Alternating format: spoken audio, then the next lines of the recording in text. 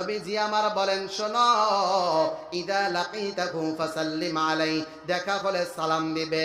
সালাম দেওয়ার উত্তম তরিকা হলো, যিনি সালাম দিবেন তিনি বলবেন আসসালামু আলাইকুম ওয়া রাহমাতুল্লাহ, যিনি জবাব দিবেন তিনি বলবেন ওয়া আলাইকুমুস সালাম ওয়া রাহমাতুল্লাহি ওয়া বারাকাতুহু। ইদা লাকিতাহু ফাসাল্লিম আলাইহি, দেখা হলে সালাম দিবে। 2 নম্বর হক ওয়া ইদা দাআকা ফাআজিবহু, দাওয়াত দিলে অংশগ্রহণ করবে।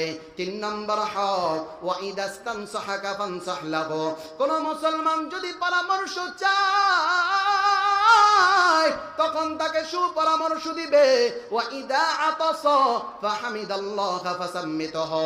4 নম্বর হক, কোন মুসলমান যদি হাসি দিয়ে বলে আলহামদুলিল্লাহ, আলহামদুলিল্লাহর আওয়াজ যার কানে যাবে সে বলবে ইয়ারহামুকাল্লাহ। 5 নম্বর হক ওয়া ইদা মারিদা ফাউদহু, কোন মুসলমান যদি মারা যায় তার জানাজায় শরীক হবে।